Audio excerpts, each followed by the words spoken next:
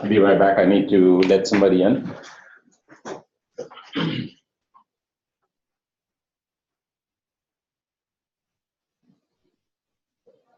Yeah.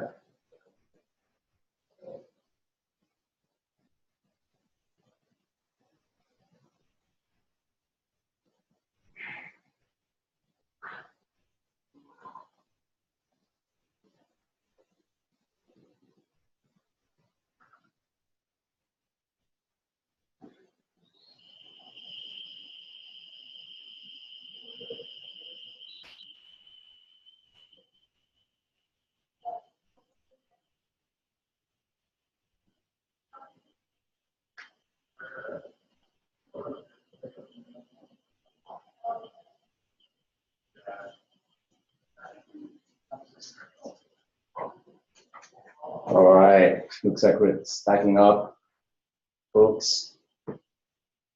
I hear a little thing going on a pivotal here. I'm hoping it's not a fire alarm.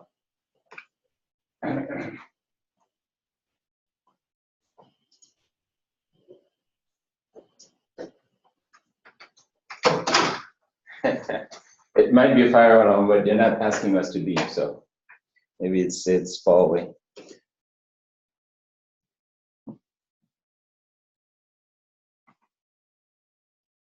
Okay, let's give people maybe a few more minutes to join. I can see we got a nice group.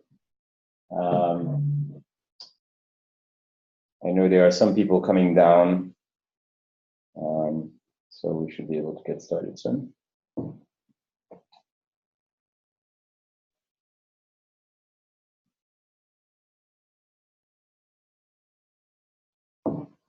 By the way, anybody that knows how to figure out why Google Calendar keeps sending a new invite when you make a change to like public calendar, because I think in my calendar, personal calendar, I have something like 6 versions of the CF-Cab monthly call, and I should really have 2. And the reason is because I keep making some small change, like somebody says, invite me, so I invite them, and then it adds 1 more. So if you know how to fix this, I'd be very grateful.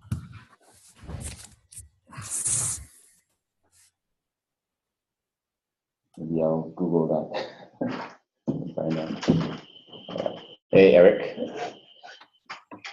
All right, we got a crowd.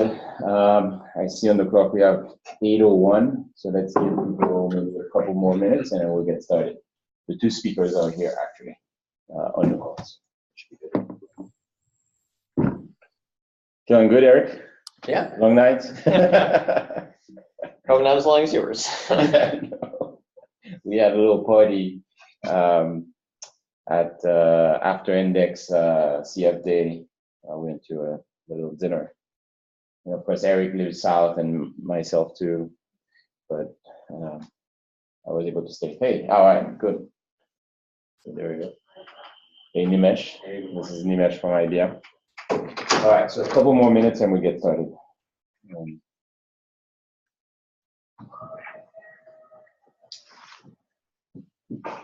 You know Eric, right? Yeah. Okay. Oh, yeah.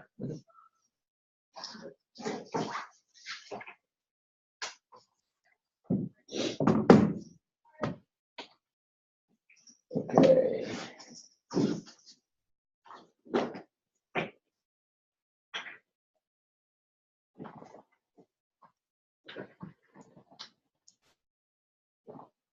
All right, so actually you can probably start recording. If you want to start that, we'll start in about, say 30 seconds at 8:03, and then we'll try to end on time.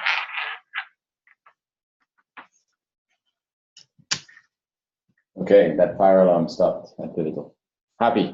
Yeah. I don't think it's a fire alarm, right? No, it's a stairwell alarm. Oh. Yeah. Cool. All right, it's still 8:02. Let's see how many we have. Oh, we got a good group. Nice. Nice. And I'm sure people will start joining some more. Okay, so thank you for coming to the CAP call, second one of the year. We have 2 speakers So Ben Tornoff from Pivotal will be discussing the CF docs. Swana and I had a chat with him, and you'll see it's really good. It's a short meeting, short discussion about CF docs. But certainly, make sure you try to listen to this because we need help. So Ben will talk about that. The other part of the presentation is going to be Kirsto from SAP. This is the team in Sofia, and they actually have a lot to discuss. So we'll try to give them as much time as possible. I told them about 20 to 25 minutes. Hey, Jules from IBM. So we usually get started with kind of overview of the different PMCs. So let's try to be short, but obviously give as much updates that you want. I'll just kind of time it so that we can make sure the speakers have some time. So maybe we'll start with Swana. You can tell us what's happening with CFF. I mean, Boston, registration count, all this good stuff. Are we ready? Sure. I don't have the registration numbers quite on hand, but I think we are definitely on track, similar to what we were in terms of the registration numbers as it pertains to North America last year. I do have one quick announcement in terms of Cloud Foundry Days. We just announced, or we just pushed the website live, but we are going to have a Cloud Foundry Day at Cloud Native Con KubeCon in Copenhagen. So I will drop the link in the CAB call meeting notes and also here in the Zoom channel. But the event is on May 1st. So the Cloud Foundry Day, which will be run by the foundation, is on May 1st in Copenhagen. The call for papers is now open. The one thing that the events team wanted us to emphasize to the community is that this time there will not be an extension for the CFP deadline because we just don't have the time to manage that extension leading up to the event. So the CFP hard deadline close date is March 16th. We still have abundant time, but I just wanted this crew to know that there will not be an extension for the call for papers. We are taking in the speaking proposals starting, it started last week, but it will close March 16th, and the event is on May 1st in Copenhagen alongside KubeCon.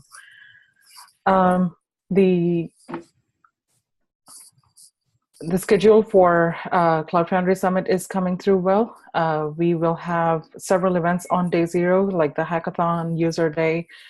We are also looking at one other technical project hours, project office hours kind of a day that's still in the works. We will announce that shortly as well. And I think the most of the agenda is on the website already, live on the website already. If you have any questions or any other kind of concerns or feedback in terms of Summit Boston, drop us a note. All right, thank you, Swana. You said March 15th is the deadline, right? For the KubeCon. 16th, yes. 16th, okay. Yeah. Okay, any question for, I guess, CFF or the team? I see Chris Clark is here. If you don't know Chris, anything you need done, he's actually the guy that does it in terms of like all the GitHub and so on. So a good person to know. Good morning. Don't twist his arm though. All right. Thank you guys for coming yesterday, both Chris and Swana at CF Day in San Francisco. So that was good. Thank you. That was fun. Thank you for having us. And it was definitely a strong agenda that you put together, Dr. Max. Yeah, people just show up when I send them an email. So I'm kind of happy about that. I don't know how long that's going to last. Like, for instance, just FYI to people, we had Megan from Google flew in for this. So that was great. And then both of these guys there, Eric and Jules, were part of it. So thank you, Pivotal. So anyway, I'll try to post some video when I get a chance. Yes, thank you, Pivotal, for Jules. Anyone should know. Oh, I said, yeah, thank you. All right, sorry about that. It's okay, it's like a pivotal call.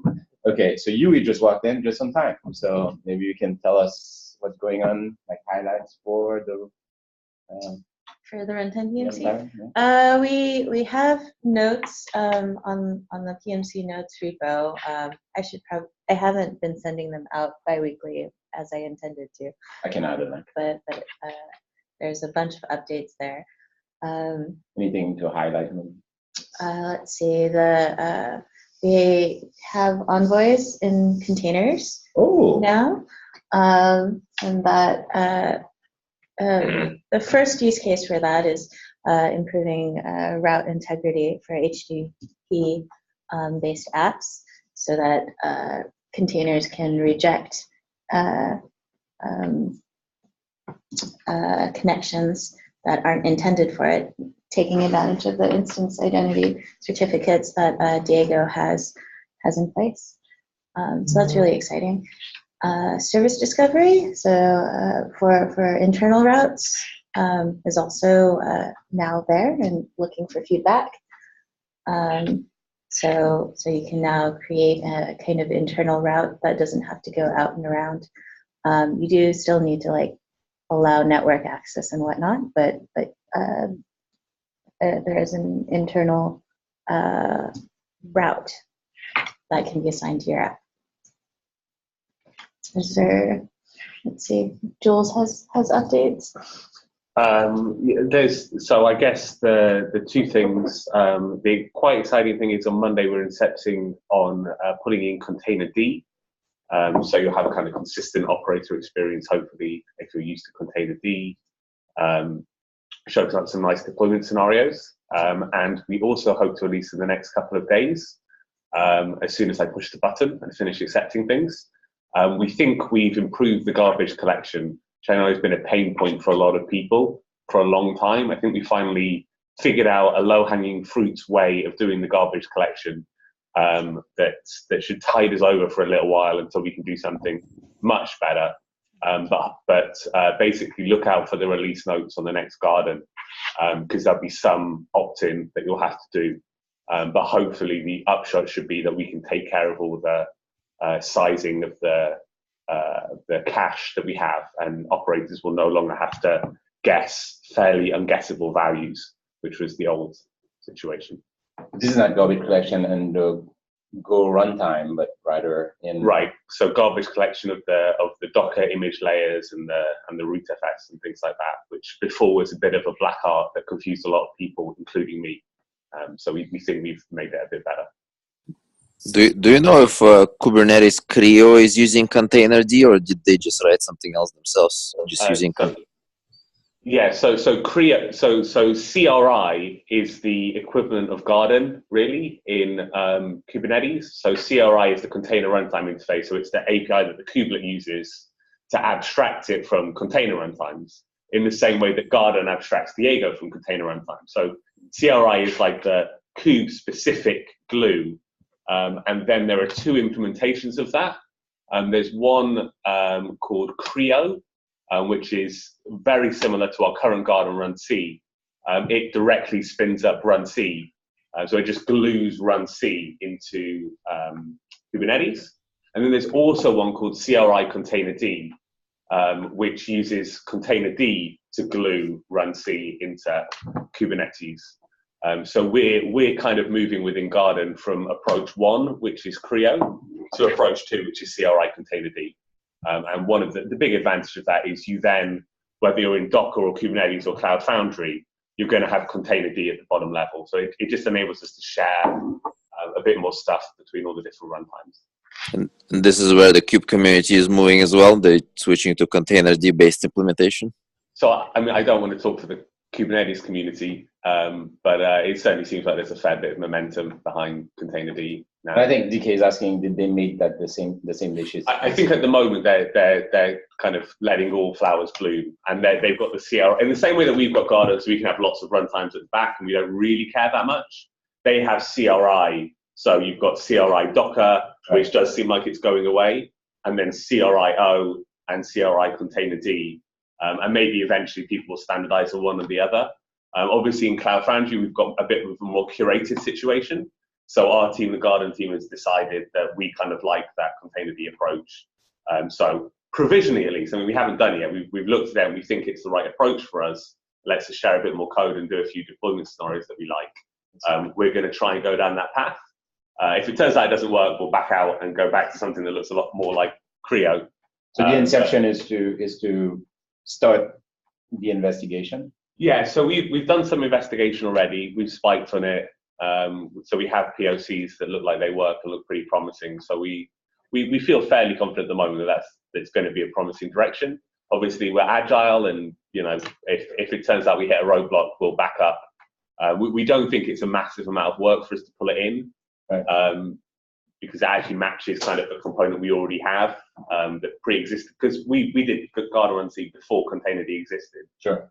So we have some components that are fairly similar, but actually we took a very similar approach to Containerd. So they look quite similar, so it's quite easy for us to pull in, we think. So it feels like the right move, but I don't think it will be, I don't think operators will really notice much, in the same way that one day we switched on Garda-Run-C for everyone, and Garda-Linux went away, and it was mostly invisible to people who were using CF release. This should be mostly, you'll just get it for free in CF deployment. Dmitry, any other concerns or comments?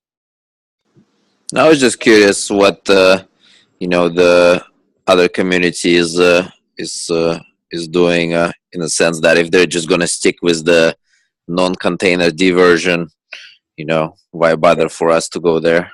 I will say there is, so our current plan, at least to begin with, is that you will have the option for both. So the idea is we're going to maintain our own thing to begin with, especially because Containerd doesn't have Windows support. And then if you put a BOSH property with the Containerd sockets onto Garden, then we'll delegate to Containerd for the tasks that Containerd does. So it's going to be opt-in to begin with, that you can use Containerd.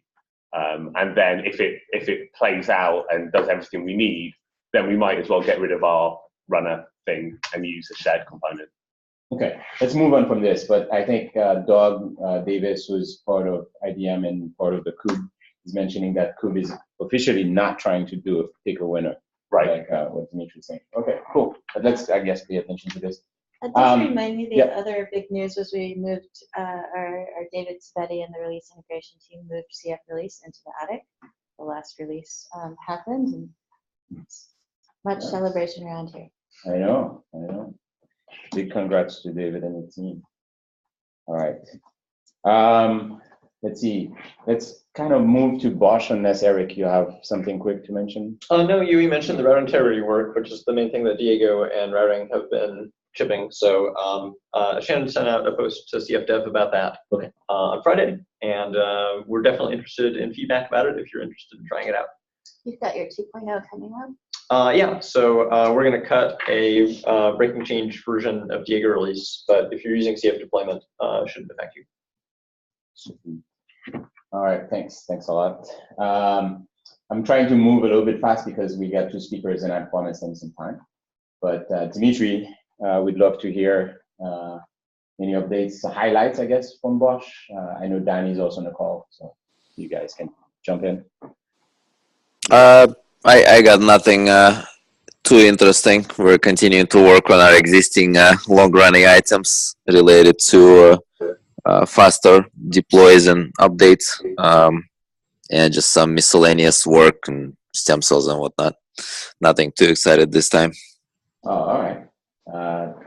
Cool. Thank you, DK. Danny, anything to add? Maybe you're more excited about some things than Dmitry? No? I got nothing. All right, cool. Danny gave a really nice talk yesterday on some of the new stuff happening on BOSH. I'm hoping he gets a chance to give it maybe at Summit. So otherwise you can ping him. I thought it was really good. Thank you for that, Danny and Dmitry. All right, so maybe Matt Meany, he's the new, I guess, PMC chair for Open Service Broker, and we also have Doug Davis, who's co-chair, I think. So any things you guys want to mention, Doug? Matt? Actually, Matt's going to take it. Ah, okay, cool. I don't see him, so I'm not sure. I'm on here. I'm just hiding somewhere.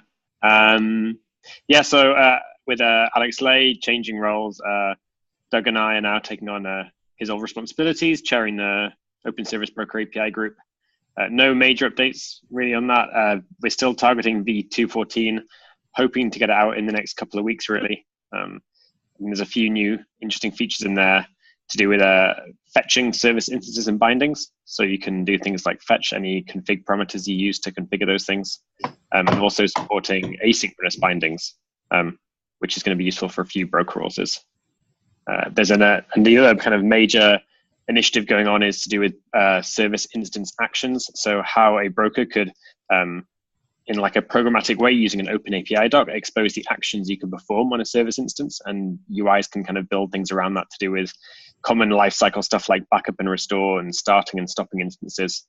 So there's a whole lot of information on that on the GitHub group.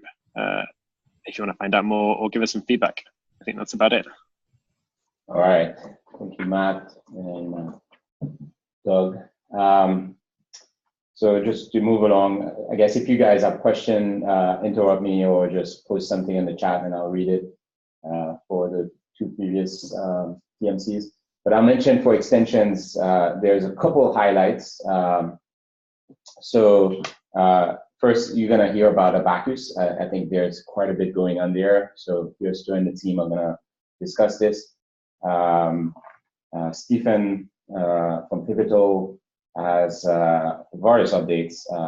So you can see from our release notes, but I'll just mention quickly, he has CF local shell. So the local project is moving strong. And then also he has, what did he say? Yes, the build pack. So I thought it was really cool. Like they have some experimental build pack for apt, and then Nginx and or I guess the language for Data scientists. Exactly. I was going to say statistics, but yeah, you're absolutely right. And then another quick thing to mention. So of course you can go to the notes and get all the updates. There's quite a bit, so don't just assume that I'm just highlighting a few. Of course, the Kubo project's moving along quite well, and George has been very good at giving very detailed feedback on what's going on there. So they've been, cutting releases, fast and furious. So if you're interested in that project, make sure you can. And then final thing I want to mention is that Service Fabric, they have BOSH 2.0 support. So basically, they are sort of modernized for BOSH. So if you were interested in that project and wanted to try it, definitely check it out. Okay. And then there are a couple things coming down the pipeline. Hopefully in March, we'll see who we get to schedule.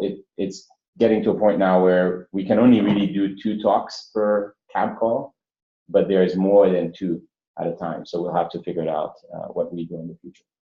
But that's about it for extensions. I'll update here. So let's go to the, I guess, the main item for the week. So we have Ben Tornoff from Pivotal, and then after that, we'll have Yistro. Ben has a shorter presentation. If you have questions, obviously, just put it on the Slack, on the chat, and then we'll ask. But we should have a little bit of time, even after Ben, to ask some questions. So Ben, I think you're on mute. So if you want, you can, okay. You can share your screen also, or if you want to. Perfect. Yeah, so thanks so much for having me. I'm Ben, I'm on the Pivotal Docs team. I've just got a very brief presentation, want to give people a little bit more context on how the Cloud Foundry docs are made, some of the challenges we're currently facing with those, and hopefully how you all can help. So I'm going to share my screen.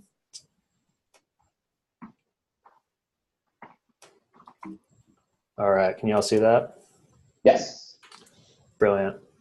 All right, so this is a very short presentation. We can kind of run through it pretty quickly. There's a very brief demo portion, and then I'd love to hear any questions you might have. All right, so here is the state of the world to kick things off.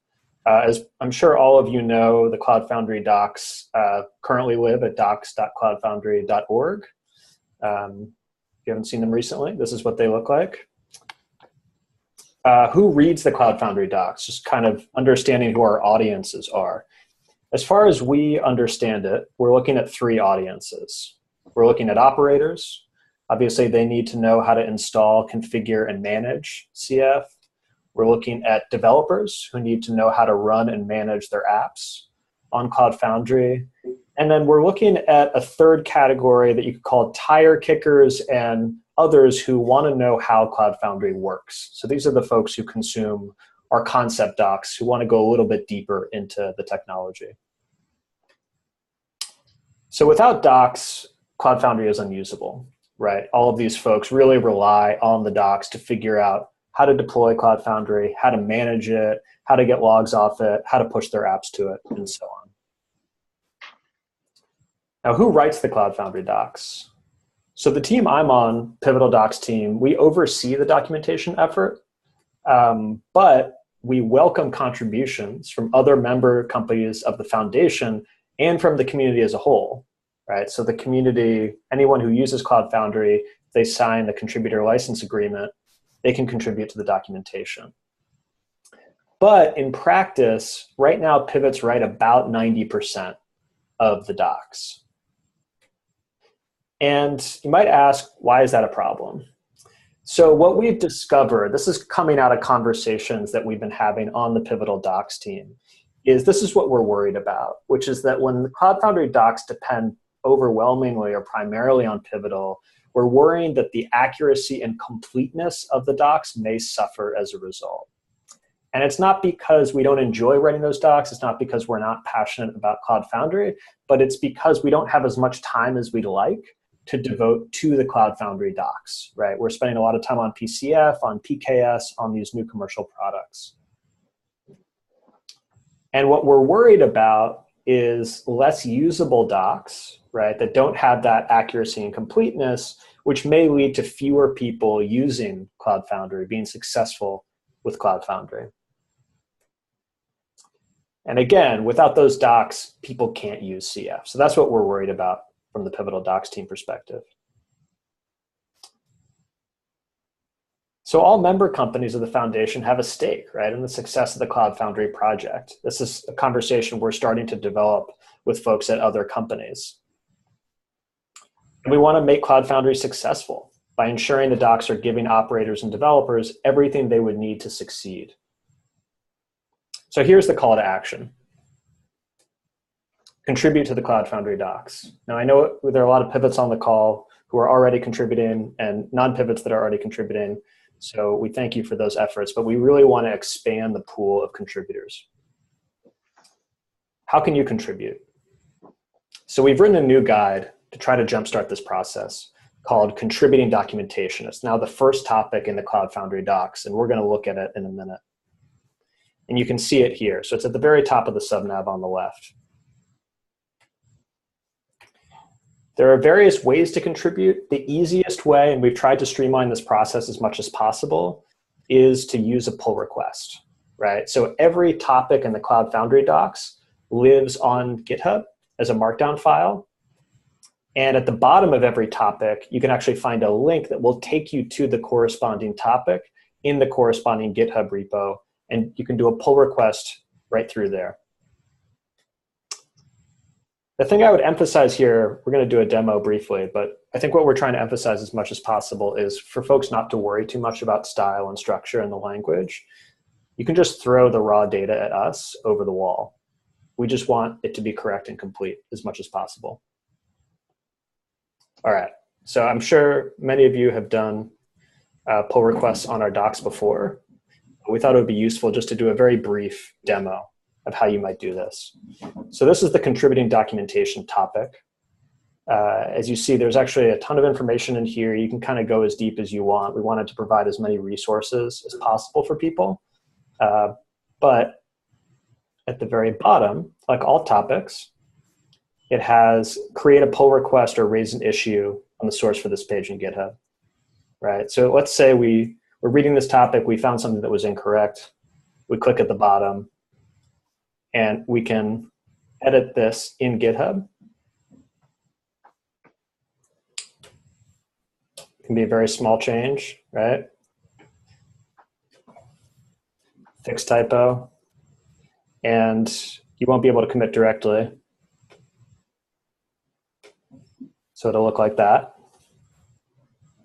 And then we can create our pull request. And we'll immediately be notified of that because that populates directly to our tracker. And I have a link for that tracker if you'd like to look at it later in the presentation, the CF Docs public tracker. So we'll get that right away.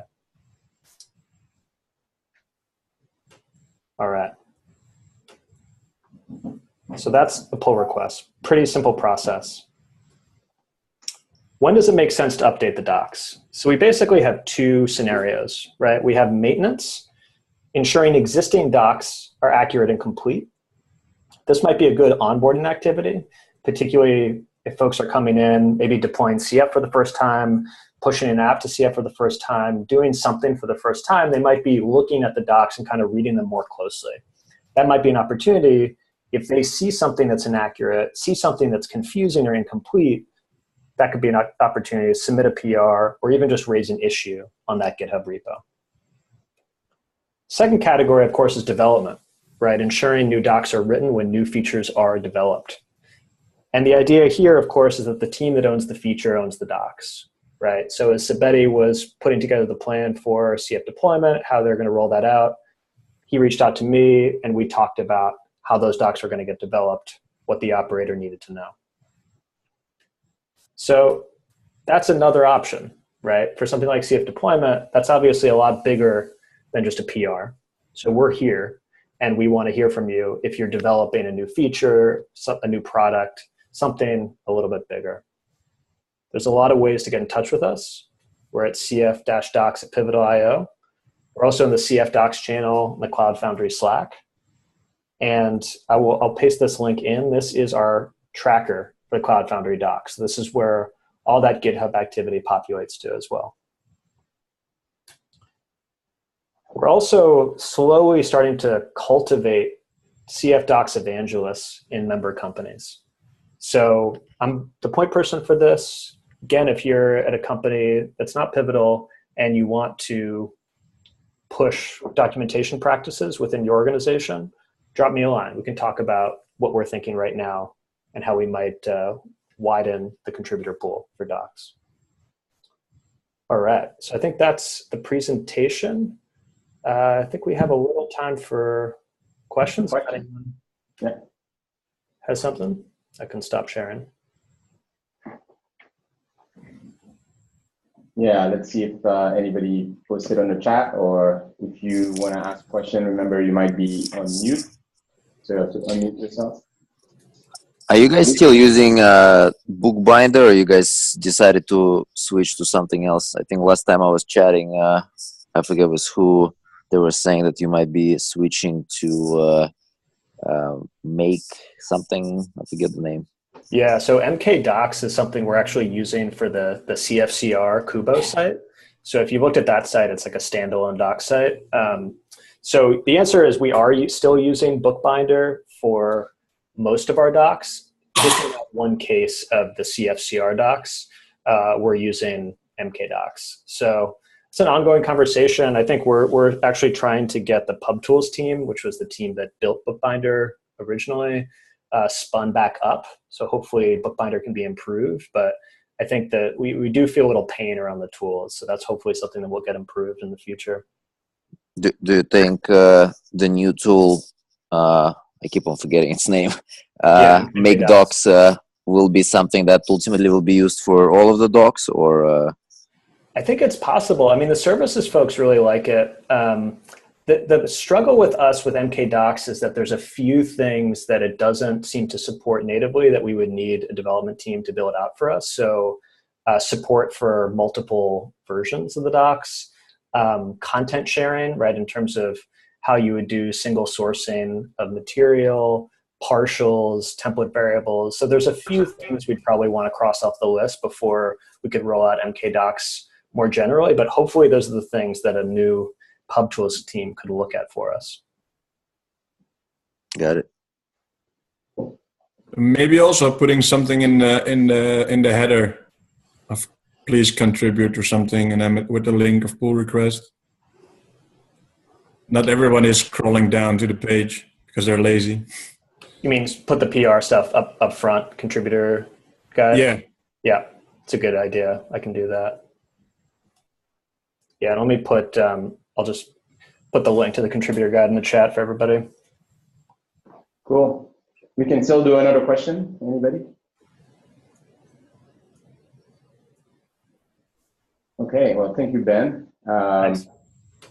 I'll say one thing, again, not to try to compare ourselves to other communities, but lately I've been looking at, other communities and certainly Kubernetes, and their documentation is very extensive, and it doesn't seem to be coming from one particular company. So I think that's a good thing. Like, for instance, even recently I saw some folks at IBM talking about how we can increase contribution to their documentation. So obviously that's what Ben is asking here, right? Let's do, as a concerted community, concerted effort to help, so that Pivotal doesn't have to carry the brunt of the documentation. So thank you for that, Ben. Appreciate it. Okay, so we're doing good on time. So if you guys have questions for the previous discussions, let me know. So as we set up, let me kind of introduce the next talk. I wanted to have a lot of time for him because I saw the talk and there's quite a bit he's going to cover. There's also live demos. So here's Joe. You can take over and you can start sharing your screen. I'll just briefly mention that the project Abacus is you're going to hear about is a metering engine for Cloud Foundry. It started at IBM, but SAP sort of took it over. And what you're going to hear is not only version 1 and what's going on there, but also exciting what's going on with version 2. And I think you might definitely want to hear about that because it's pretty cool. And Hirsto is part of the team in Bulgaria, so he has an entire team with him. Hirsto, can you hear him? Yep, I'm All here. right, cool. Yes, can you share your screen? Yeah, sure. And do you see it? Yeah, we can see it. Yeah, okay. So let me start the presentation. I want to talk about, as Max said, Abacus, the current state, the problems we have, and why we actually want to start version 2. And I'm going to talk about why at all using something like Abacus, why we need it, what is the current architecture, a short demonstration about what we have now. Then the Broker project, why we started it, demonstration on one of our systems. Then, as I said, problems and version 2, how we basically want to approach these problems. So let's start with the first thing, why Abacus? Well, because when you use your applications on desktop or mobile, you basically consume either compute or storage services and resources in the cloud, being that Cloud Foundry, Kubernetes, or IaaS, whatever. And you need basically to meter how much these resources are and what are the resources. So you should be able to feed some billing engine and in the end get an invoice and monetize all these resources, so you can benefit from this. And Abacus is actually the metering part of this pipeline. So what we do is basically meter how much resources you're using, and we are doing some accumulation and aggregation. So let's move to some short architecture slides.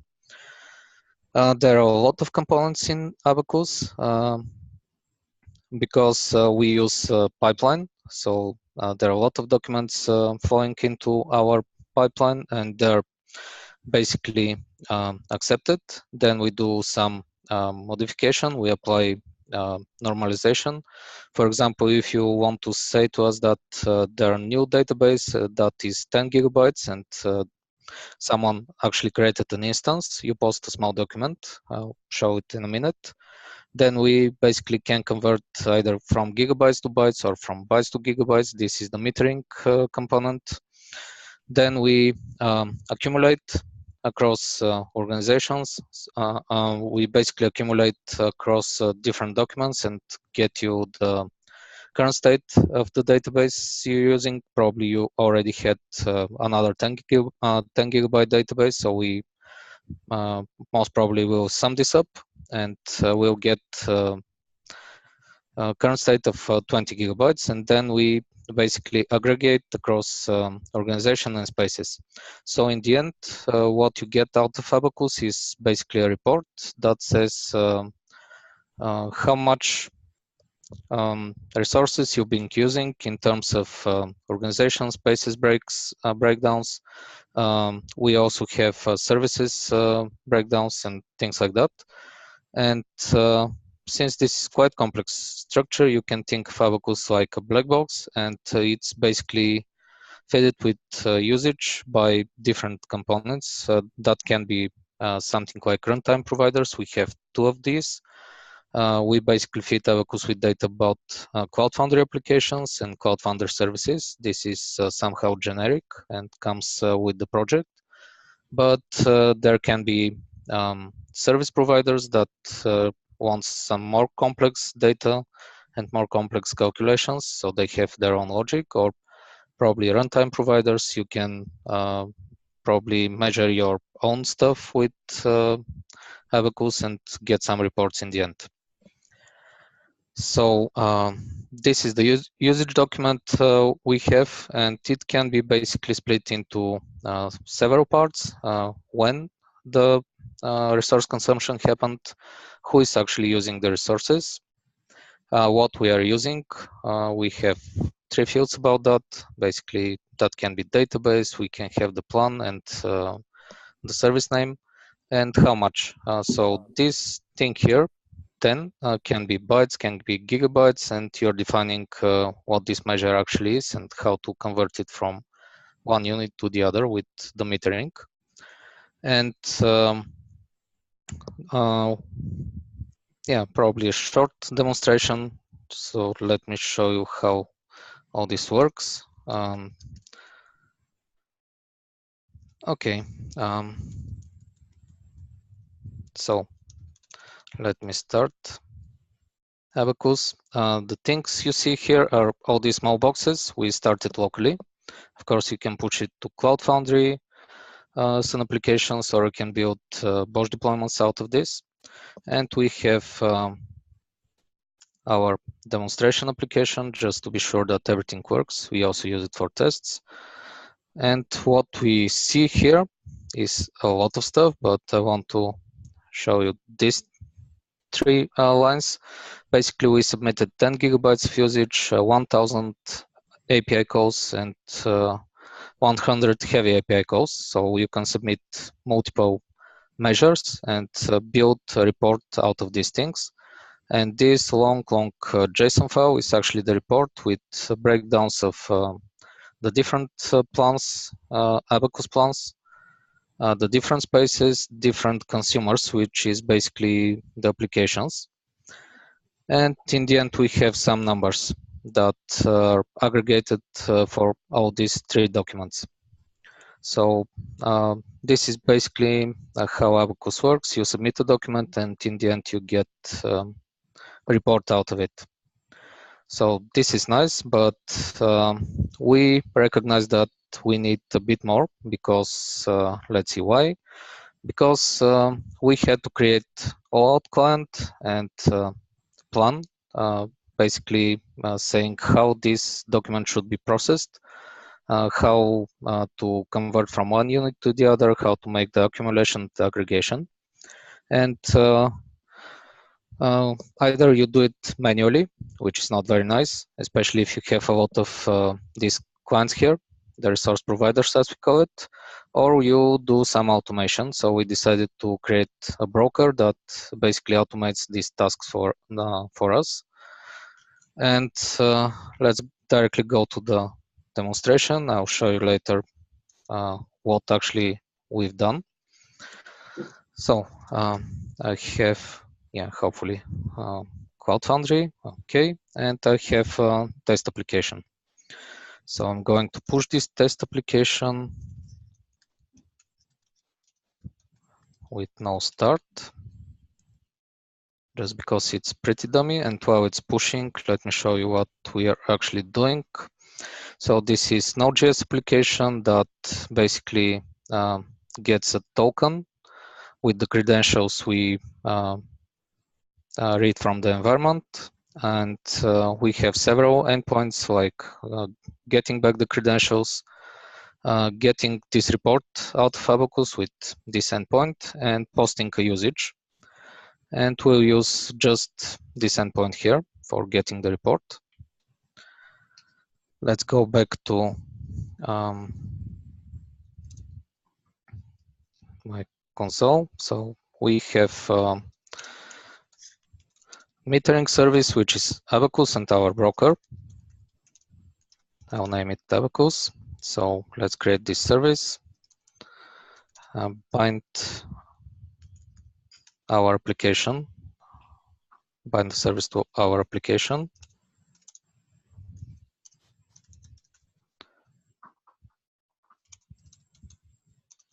And start the application. And while it's starting, probably we can take a look at the service, because there's interesting part here.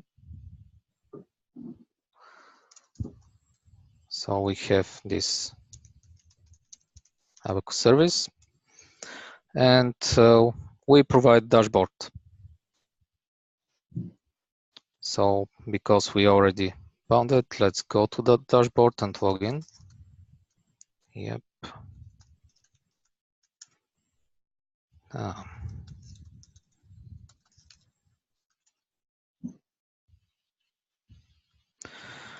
So it's a bit raw still, but we intend to improve it a lot in the next version. And what we actually have is a sample measure, and so you can change the measure, you can change the metric names, you can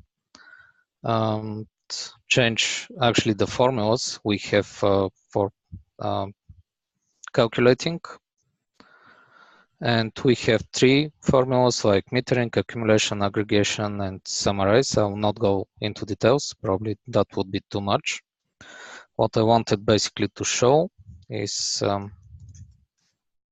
that we now have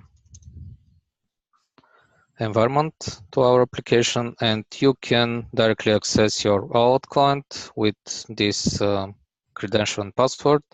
You also have the endpoint where you should post your usage, and that should be enough. So let's actually access our application.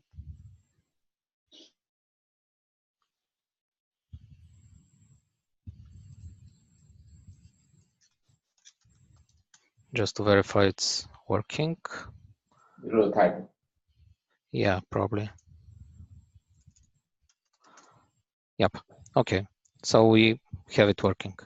And from dashboard, you can basically do a development, like change these formulas, try out different things. And the one thing we are going to try is basically to submit document and see if we can read it with our application. So I'm going to submit, it's automatically generated. It knows what the names are. If change something, it will be changed as well here. So we're going to submit 100 API calls. So, and Abacus said that it accepted the usage and done some calculations. If we now go back, okay, let me get the ID from here. If we go back and request a report for our organization, or in ICP we use identity zones from UA, we get a lot of things again. But the interesting part is that we should get this number we posted. So let's try it out again. Okay. So going back to the dashboard, and I want to post one more time. Okay, everything is working. Getting back the report, we should have 200. And that's because we have default formulas that simply do sum, but there's nothing stopping you from defining more complex like multiplications, minimum, maximum, whatever you basically want. So you can do pretty complex stuff with Abacus. So getting back to the presentation, and why? I said because we want to automate. How do we automate?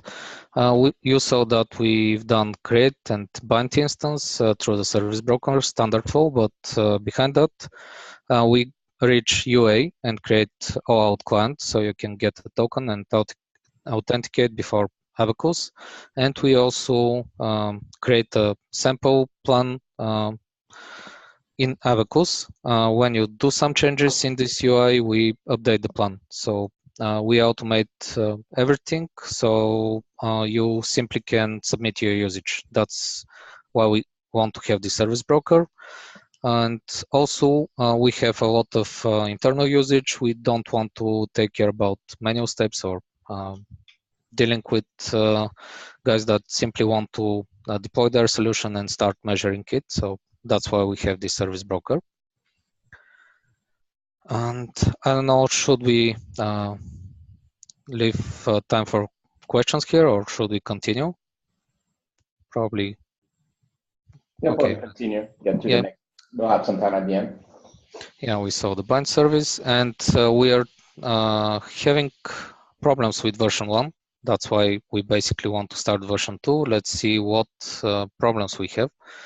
Well, we currently use Mongo and Couch, and they're lacking transactions, and somehow we miss consistency. We have problems with our database size because we have really a lot of usage, like at minimum 400 requests per second with these small documents. So we need to aggregate, accumulate them, so the database gets pretty huge. We also have a problem with our model, and our database document is getting too big because we keep a document with aggregation, accumulations. The report can grow tremendously. You already saw that for only 3 documents, it's too big, like 2 screens. And I said that we lack consistency. That's why we somehow come up with a solution to shard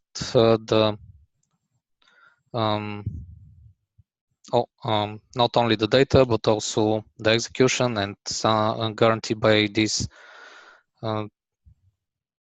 transaction-like support. And this somehow prevents Abacus from scaling well.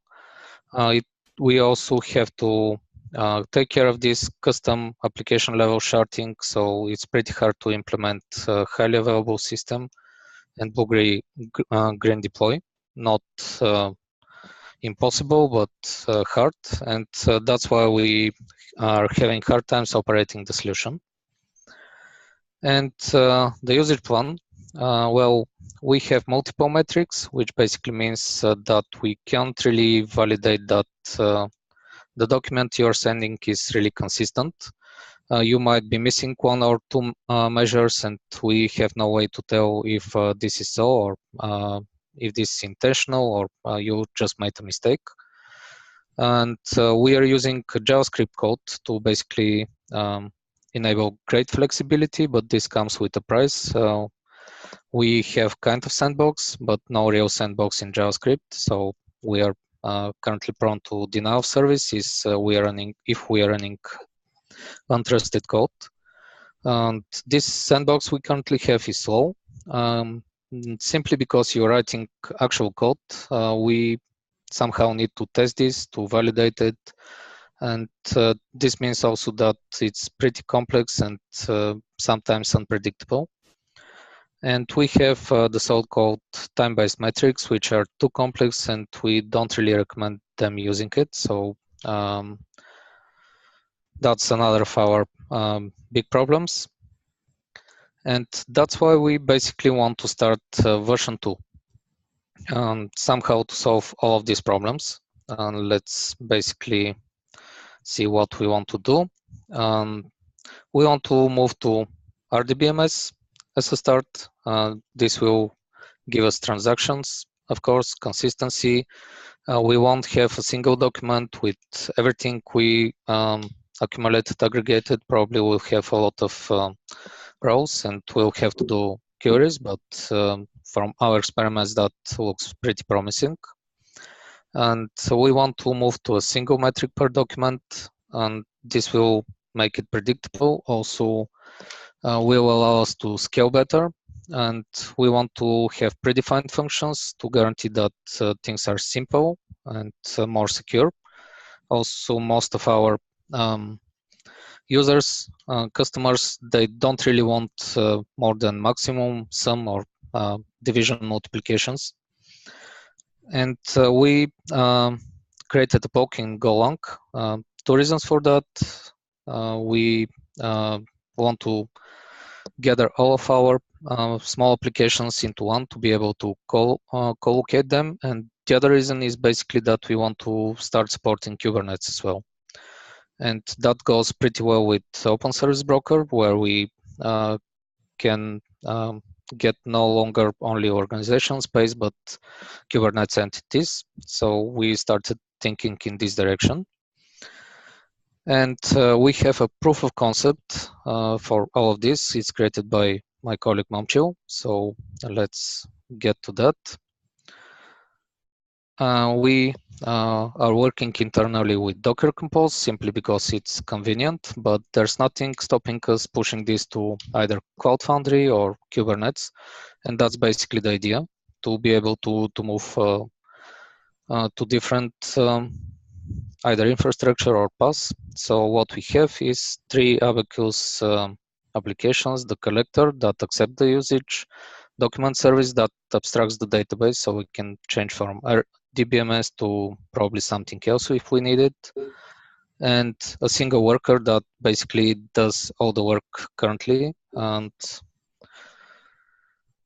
all of this basically looks like this. We have some clients submitting usage, collector accepts it, puts it into the document service and stores it in the database. Then we are using RabbitMQ to transfer the document to the next in the pipeline, the worker. When the worker finishes the jobs, it saves it in the document service. It can, however, do multiple calculations by returning the document into the queue and getting back to process it multiple times, like process the day, then processing the monthly accumulation aggregation, probably even yearly or things like that. And let's see if all this works. We have command line to basically interact easier with our proof of concept, and we have several commands. And I'm first going to create an analog of what we saw earlier, like I'm going to create a transform, as we call it. This is basically instructing this proof of concept how to process the documents we're sending. And I want to post. So it automatically created a dummy transform that does sum for accumulation. It has usage measure, pretty dummy name, but it's okay for testing. And for month accumulation, it also sums what we are going to send. And I'm going to need this ID. So when I say collector, then usage post, and the ID of the transform, we are posting this usage with a dummy value. And all we have to do is basically get a report out of our system. I'm going to use this cheat here. And I think we better go and check this out in the browser. It would be easier. And the current, yeah, we are 21st. For 21st, we have 1 posted. That's okay. And if we post the second time, we should get 2. So a simple sum, nothing really fancy. And what is actually different is that we can now do collocation. We are now, because we use a lot of techniques to get rid of our problems, we are at least 6 times faster. That's the initial measurements. We use really less database. We almost managed to solve all of the problems except the reporting, because the reporting is modeled against the previous version of Abacus version 1, and we want to start tackling this problem as well. And the timelines, well, we want still to continue supporting version 1 because we are productive with it, so we need at least to fix some of the current problems. And that's why we plan at least 2 releases in version 1, but we want to start inception on version 2. And we want also to have another proof of concept just to see if Hadoop and Kafka can help us with our big data requirements, because at the moment we are having close to 1 petabyte of data, and RDBMS has its limitations, and even with this first proof of concept, we are hitting a lot of issues with this amount of data. And we intend to start implementation September this year. So if anyone wants to join or has some ideas, some comments on that, feel free to contact me. We'll be very glad to get some feedback on what we intend to do. I think that's all from my side. Any questions? Yeah, perfectly on time. So maybe we can take a few more minutes for questions. Let me say, as you prepare your questions, this is massive. For people that don't understand, there's literally petabytes of data that has to be processed. And I know that in the IBM cloud, I can speak for that. It's in that level. We have to back up the old data, obviously. But if you're going to charge people, you got to have the data, also a way to retrieve it, because people complain and you need to be able to prove it. So there's lots of regulations around that. Just quickly, as Kirsto mentioned, V2 inception is going to happen soon. Last time I chatted with Kirsto, I think they wanted to do it for March. So you should see this coming either March or April. The team at SAP is sort of distributed, but we'll figure out a good time. So if you want to participate, be part of it. Any other questions? Any other comments? No? All right. Well, I guess it's recorded. Thank you, Kirsto. This is big, and I appreciate your time. And of course, Ben, thank you for this call for documentation. Try to submit great pull requests. That's always a good thing. Help out. Let's be better than the rest.